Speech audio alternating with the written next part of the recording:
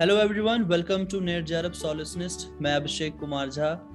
आज हम कन्वर्सेशन में बात करने वाले हैं आज आईआईपीएस के पीएचडी स्कॉलर सौरभ से। सौरभ ने जिन्होंने लास्ट ईयर अगस्त में एक्चुअली आईआईपीएस का जो एग्जाम था वो क्वालिफाई किया था और पीएचडी में एडमिशन लिया था। So let's welcome Saurabh. Saurabh, सबसे पहले आप हमें अपने बारे में बताइए कि आप कहाँ से हैं और आपके एकेडमिक्स कहाँ से हुए। तो पहले तो ऑडियंस को बोलना चाहता हूँ कि मेरा हिंदी थोड़ा वीक है क्योंकि मैं basically from West Bengal and मैं मास्टर्स कंप्लीट किया हूँ यूनिवर्सिटी ऑफ कलकत्ता में ज्योग्राफी डिसिप्लिन से। मेरा मास्टर्स कंप्लीट था 2020 में और उसके बाद मैं 2021 में यहाँ पर एमपीएस में एडमिशन लिया था। तो वहाँ पर एंट्रेंस होता है मार्च अप्रैल महीने में होता है, तो उसे क्लियर करके एमपीएस में एडमिशन लिया था। एमपीएस का जो कोर्स है वो 10 मंथ तक चलता है। तो आफ्टर 10 मंथ यहाँ पर पीएचडी के लिए ऑटोमेटिक मतलब एक अच्छा मौका रहता है। जो आईआईपीएस का स्टूडेंट होता है तो पीएचडी में अच्छे से आसानी से एनरोल हो सकते हैं पीएचडी में। तो उसके बाद एमपीएस कंप्लीट करने के बाद मेरा पीएचडी में एडमिशन हो गया and now I am doing PhD. That's great. तो how you started your journey? Like आपको पहले से पता था कि आपको एमपीएससी करना है या आपको कहाँ से, किन सोर्सेज के थ्रू इसके बारे में इंफॉर्मेशन मिली? How you get to know about these courses? तो सर बेसिकली आईआईपीएस ऐसी एक इंस्टीट्यूशन है, यहाँ पर मल्टी डिसिप्लिनरी स्टूडेंट आ सकते हैं। Basically we are from geography and other discipline also, suppose economics, statistics and any other discipline. Engineering करते हैं वो भी यहाँ पर आ सकते हैं, केमिस्ट्री पढ़ते हैं वो भी यहाँ पर आ सकते हैं। तो किसी सबके लिए ओपन है। तो मेरा एक टीचर था वहाँ पर कलकत्ता यूनिवर्सिटी में, तो उन्होंने मुझे सजेस्ट किया तो तुम फॉर्म डालने के लिए। तो मैं अप्लाई कर दिया था। उसके बाद मैं ऐसे सोचा नहीं था, ऐसे ही सुबह सुबह आके मुझे बोला मेरा एक फ्रेंड आईआईपीएस एग्जाम में देने चल।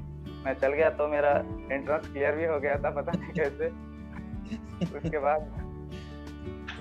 बाद तो एडमिशन लिया। तो मेरा एक और भी फंडा है कि सर मैं आईआईपीएस का क्लास भी चल रहा था, उस समय मेरा फाइनल ईयर सेमेस्टर भी चल रहा था, तो ऑनलाइन में हो रहा था, तो ये मैनेज हो गया था कुछ वक्त। एंड उस समय आपका भी मतलब नेट का भी प्रिपरेशन करना था क्योंकि मैं एमपीएस में एडमिशन लिया था। तो मेरा आफ्टर थॉट था कि मैं पीएचडी में एनरोल हूँ, तो इसलिए मुझे नेट और जेआरएफ क्लियर करना बहुत इंपॉर्टेंट था। तो उस समय मैं एक साथ तीनों कर रहा था क्योंकि मेनली आपका यूआईटी पे क्लास देखता था, मतलब रेगुलर क्लास। तो मतलब आपका जो प्लेलिस्ट है पीछे से जाकर मैं अभी तक मतलब जितना भी पीवाई को उधर मैं सॉल्व कर डाला था। उसके बाद उसके साथ ही मैं एमपीएस का भी क्लास कर रहा था, उसके साथ जियोग्राफी का भी एग्जाम दे रहा था। मतलब उस समय जो मेरे ऊपर प्रेशर था तो उस पे मतलब थोड़ा बहुत मुझे खुद के ऊपर लिमिट किया। उसके बाद तो सबके सामने अभी पीएचडी में एनरोल हो गया। ओके सौरभ, एक सबसे जरूरी बात ये है कि आईआईपीएस में क्या मतलब किसी भी स्ट्रीम के बच्चे एडमिशन ले सकते हैं? क्या मिनिमम क्वालिफिकेशन उनके पास होना चाहिए? सर आईआईपीएस में बेसिकली तीन कोर्सेस होते हैं। तो एमएमएससी एक, एमबीटी एक और एमपीएस। जो बच्चे ग्रेजुएशन से आते हैं प्योर ग्रेजुएशन, वो एमएमएससी और एमबीटी से अप्लाई करते हैं। जिसको साइंस का डिग्री है, बैचलर ऑफ साइंस, जियोग्राफी में भी हो सकता है। बैचलर अगर साइंस होता है तो उन डायरेक्ट एमबीटी से अप्लाई कर सकते हैं, और नहीं तो एमएमएससी भी अप्लाई कर सकते हैं, डिपेंड करते हैं उसके ऊपर। अगर साइंस मैंडेटरी है एमबीटी के लिए, जो बायोस्टैटिस्टिक्स है मतलब इसके ऊपर पढ़ाई होती है वहाँ पर एमबीटी कोर्स में, और एमएमएससी होता है। और जो मास्टर्स कंप्लीट किया है, और एक बात बोलना भूल गया, एमएमएससी और एमबीटी 2 ईयर डिग्री कोर्स है। और एमपीएस जो है 10 मंथ का है, ये भी एक मास्टर्स देता है। और रिसर्च एक्सपीरियंस में भी हम डाल सकते हैं जो एमपीएस का डिग्री है। तो जो मास्टर्स किया है किसी भी डिसिप्लिन से, सोशियोलॉजी हो, लिटरेचर हो, तो वो एमपीएस के लिए अप्लाई कर दे। और जो प्योर ग्रेजुएशन से है तो वो एमबीटी और एमएमएससी में अप्लाई कर सकते हैं। और आफ्टर एमपीएस, क्योंकि सर बहुत सारे बच्चे अभी एक साल तो पीएचडी के प्रिपरेशन के लिए छोड़ देते हैं। मतलब मास्टर्स कंप्लीट हो गया, उसके बाद एक साल का गैप। तो हम इस टाइम पे अगर कोई यहाँ पर एमपीएस करते हैं तो उसको बहुत आसानी से सर पीएचडी में एनरोल होगा। अगर यहाँ पर एक और भी क्राइटेरिया कि यहाँ पर खुद का स्टूडेंट लेते हैं, मतलब अगर किसी के पास जीआरएफ नहीं है फिर भी इक्वल फेलोशिप मिलता है 31,000 प्लस यहाँ पर जो एचआर मिलता है 7,444। तो ये अपॉर्चुनिटी लेना चाहिए, क्योंकि इस बार भी 22 स्टूडेंट का मतलब यूआई फेलोशिप से एनरोल हुआ है यहाँ पर, जो government of India fellowship provide करते हैं। तो ये एक एक्स्ट्रा फैसिलिटी है यहाँ पर, और बहुत सारे फैसिलिटी है सर, बाद में आप डिस्कस करते करते हो जाएगा। बहुत सारी चीजें होती है बताने को ना। एडमिशन तो बहुत सिंपल हो जाता है कि हाँ चलो एडमिशन हो गया, लेकिन उसके अंदर बहुत सारी बातें होती है, बहुत सूक्ष्म, बहुत ही माइक्रो लेवल की। तो क्या आपने कोई एंट्रेंस के लिए किसी तरीके का बुक वगैरह भी फॉलो किया था, कोई स्टडी मटेरियल? नहीं सर, मैं सर बेसिक पॉपुलेशन रिलेटेड कुछ जो नेट का एग्जाम होता है पॉपुलेशन के, तो मैं उसके 2-3 ईयर का प्रीवियस ईयर उठाया था क्वेश्चन, मतलब एक ही रात में देखा था जितना भी हो सकता है। उसके बाद मैं नेक्स्ट डे चला गया था एग्जाम देने के लिए।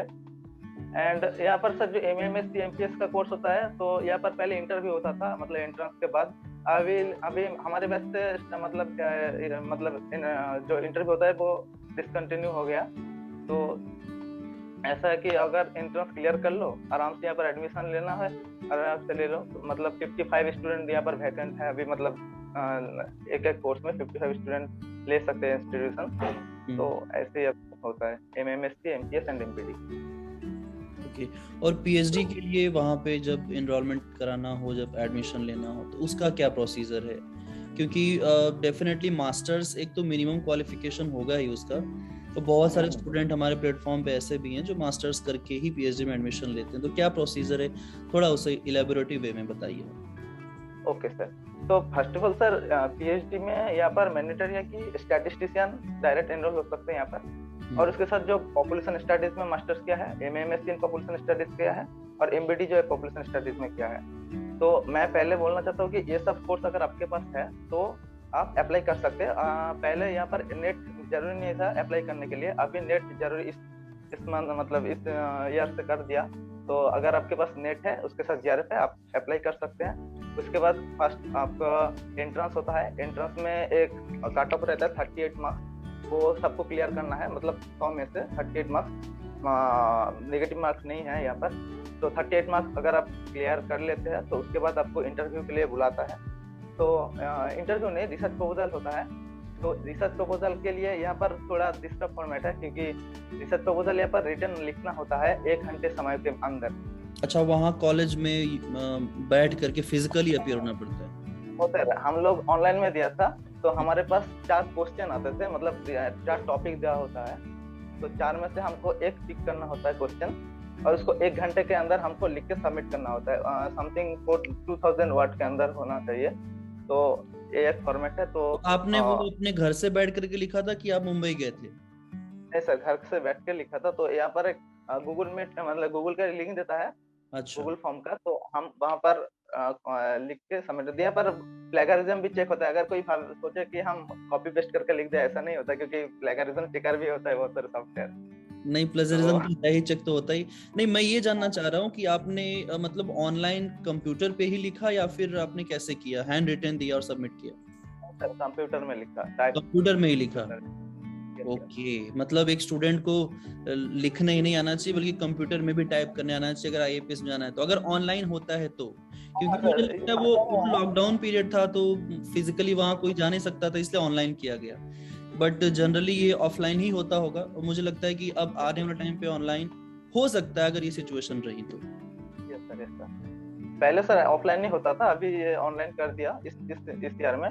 और उसके बाद इंटरव्यू होता है। मतलब प्रोसेस है, मतलब सिस्टमेटिक वे में यहाँ पर एडमिशन होता है। ऐसे नहीं कि कोई भी यहाँ पर एडमिशन ले सकते हैं, लेकिन जो प्रोसेस है वो अच्छा है। लेकिन IAPS में मुझे लगता है बहुत अच्छा स्कोप है, जो ज्योग्राफी के बच्चे भी ज्यादातर, तो यहाँ पर टीचर भी ज्यादातर ज्योग्राफी डिसिप्लिन से ही है।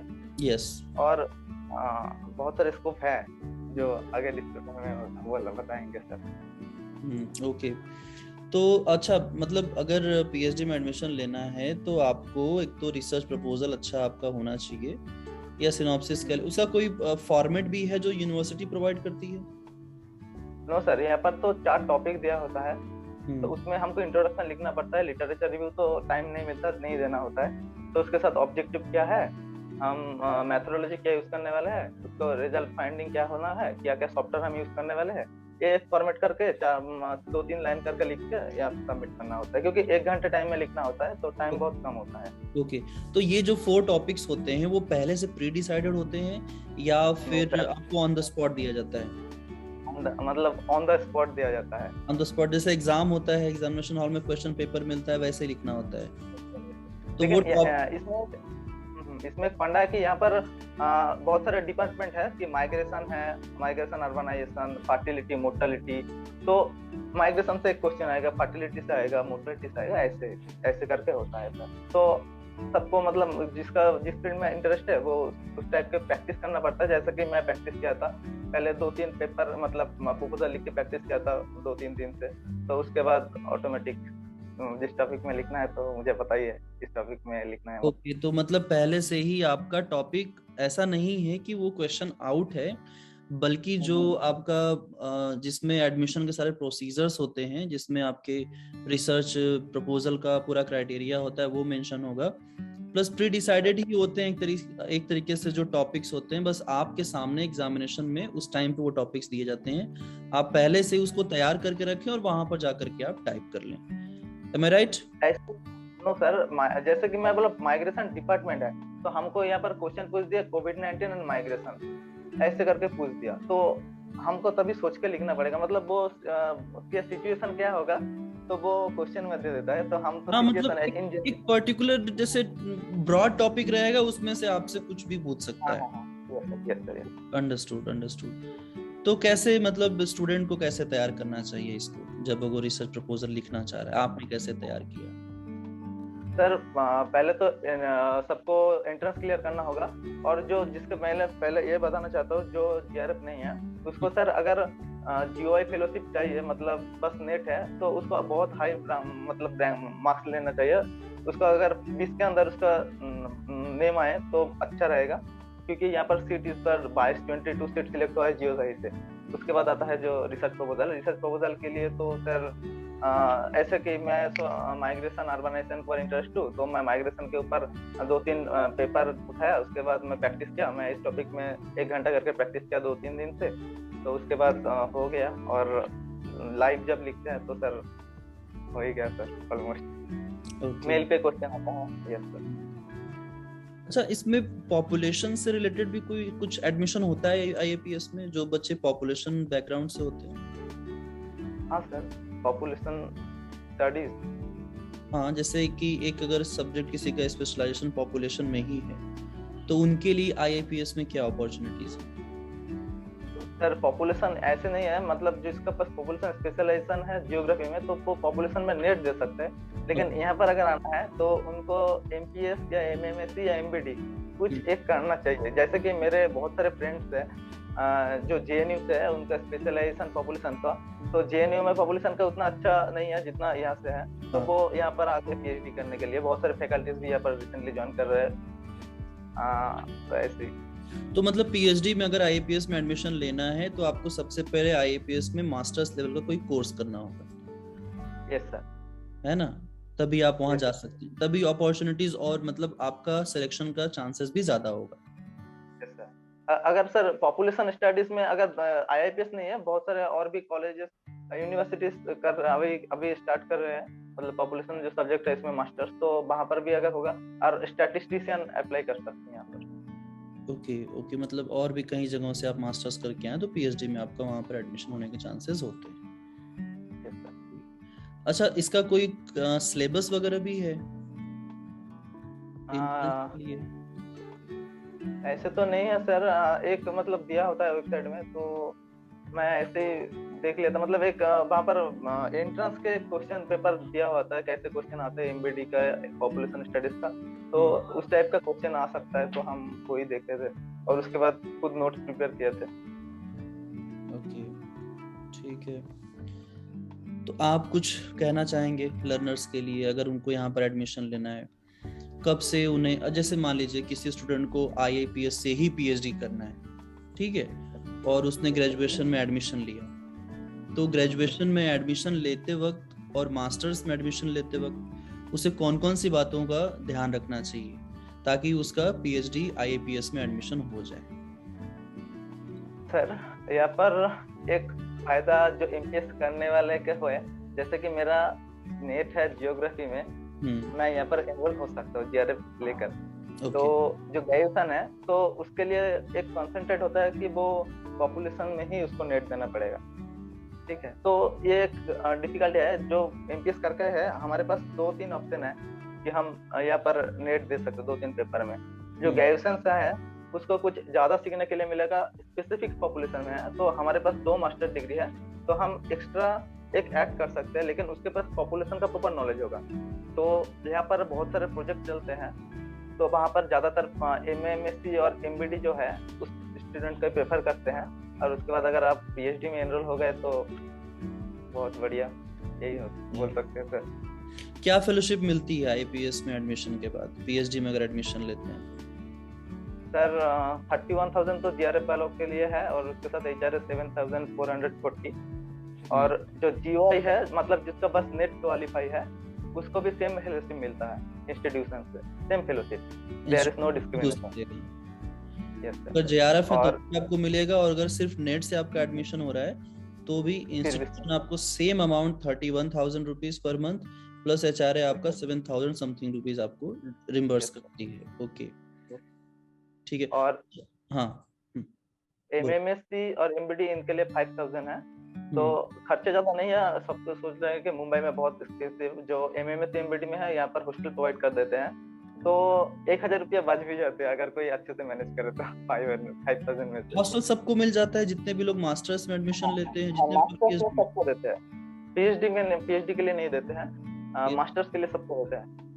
तो पीएचडी वाले बच्चे बाहर रहते होंगे फिर? हाँ सर, कैंपस के आसपास, इससे अमूमन होता है सारे यूनिवर्सिटी में जो बच्चे बाहर रह के पीएचडी करते हैं। अच्छा, इनमें सीट्स अलग अलग आती हैं क्या? जैसे नेट और जेआरएफ के स्टूडेंट के लिए अलग सीट आती है, और जिनका नेट जेआरएफ नहीं एंट्रेंस के लिए अलग सीट आती है? यस सर, जीआरएफ के लिए तो ऑलमोस्ट सबको ले लेते हैं, 2-3 तो छूट भी आते हैं, लेकिन जीओआई के लिए स्पेसिफिक होता है। जैसे 22 सिटीज पर एडमिशन हुआ है, तो ये स्पेसिफिक होता है जो जीओआई है। और फैकल्टीज बहुत सारे हैं सर, तो इसलिए सीट बहुत है, मतलब टीचर के पास। तो अभी स्टूडेंट मतलब अगर क्लियर कर लेते हैं तो बहुत बढ़िया बात है, क्योंकि यहाँ पर सर है, अपॉर्चुनिटी है, ये मैं भी बोल सकता हूँ। अगर स्टूडेंट जियोग्राफी से मतलब जियोग्राफी में अब डायमेंशन है बहुत सारे, लेकिन जॉब बेस्ड नहीं है। लेकिन यहाँ पर अगर आए तो अगर वो सॉफ्टवेयर में एक्सपर्ट हो सकता है, मतलब जो एमएमएस एमबीडी में आएगा, तो मैं उनको बोल सकता हूँ कि अगर वो अच्छे से जो जाते हैं टीचर, अगर वो अच्छे से सीख सकता है तो उनके लिए जॉब के लिए प्रॉब्लम नहीं होगा, क्योंकि यहाँ पर मतलब जॉब बेस्ड चलता है मास्टर।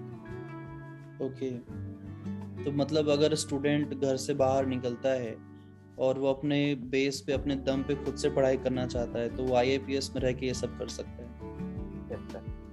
मतलब यहाँ पर ये नहीं रहेगा कि आप अच्छे घर से हैं, अच्छा बैकग्राउंड है आपका, फर्क नहीं पड़ता, सिर्फ आपकी एजुकेशनल क्वालिफिकेशन से फर्क पड़ता है। अगर आपका एडमिशन हो गया तो आप भी एक अच्छे इंस्टीट्यूशन से अच्छा एजुकेशन ले पाएंगे, और अगर नहीं कर पाते हैं तो फिर वही है जो बाकी इंडिया की यूनिवर्सिटी सिस्टम है, उसमें आपको रगड़ते रहना पड़ेगा खुद को हमेशा। हाँ सर, ये बेसिकली मिनिस्ट्री के अंडर है ना, ministry and family ministry of health के अंडर में। यस, ये एचआरडी मिनिस्ट्री के, एजुकेशन मिनिस्ट्री के अंडर में नहीं आता है आईपीएस। इसको सीधा जो इसका सारा ग्रांट है वो हेल्थ मिनिस्ट्री मिलता है। इसीलिए सर बेसिकली आईआईपीएस एक रिसर्च इंस्टीट्यूशन है, मतलब यहाँ पर रिसर्च बेस्ड बहुत सारे प्रोजेक्ट आता है, मतलब बहुत सारे। अभी तक मुझे लगता है 19 प्रोजेक्ट चल रहा है आईआईपीएस में, तो बहुत यहाँ पर जो स्टूडेंट है ये प्रोजेक्ट करते हैं, अगर उसका अभी तक जॉब नहीं लगता तो प्रोजेक्ट करते हैं। प्रोजेक्ट में तो अगर यहाँ पर होता है तो अच्छे खासा सैलरी मिल जाता है। अच्छा, तो जैसे मान लीजिए आपका पीएचडी वहां हो गया, जितने भी लोग पीएचडी कर लिए वहां से, पीएचडी करने के बाद जो प्रोजेक्ट्स वर्क आते हैं उनमें वहीं के स्टूडेंट्स को लेकर के प्रोजेक्ट वर्क को किया जाता है, और उसके बदले में जो कुछ भी थोड़ा बहुत उनका इंसेंटिव हो सकता है वो उनको प्रोवाइड किया जाता है। एज अ जॉब भी उसको हम देख सकते हैं, एक जॉब एक्सपीरियंस भी मिलता होगा। हाँ सर, तो यहाँ पर सर जो प्रोजेक्ट होता है तो वो लॉन्ग टर्म के लिए होता है, जैसे कि एनएफएचएस चल रहा है अभी लास्ट ईयर स्टार्ट हुआ है, तो लास्ट ईयर तो लॉन्गिट्यूडिनल स्टडी है, चलते ही रहेगा। तो ऐसे करके सर प्रोजेक्ट में बहुत अच्छा सैलरी मिलता है, ऐसे नहीं कि बहुत कम देता है, बहुत अच्छा सैलरी। तो कोई भी इस प्रोजेक्ट को जॉब ऐसे एज ए जॉब मान सकता है, कर सकता है। सौरभ, जब आपका एडमिशन नहीं हुआ था तो आप क्या सोचते थे कि आप IAPS जैसे इंस्टीट्यूशन से PhD कर पाएंगे? एक नॉर्मल स्टूडेंट जो ये सोचता है कि वो इतने बड़े प्लेटफॉर्म पे कैसे जाए, वहां तक कैसे पहुंचे, क्या आपके दिमाग में कभी ये सब बात आई? सर बेसिकली मैं तो बहुत मतलब रूरल एरिया से बिलोंग करता हूँ और मुझे ऐसे नहीं लगता कि मुझे अच्छे से हिंदी भी नहीं बोलना आता, इंग्लिश भी थोड़ा बहुत बोल लेता हूँ, लेकिन अच्छा, तो फिर भी मुझे हाँ, नहीं अभी तक मतलब चल रहा है अभी।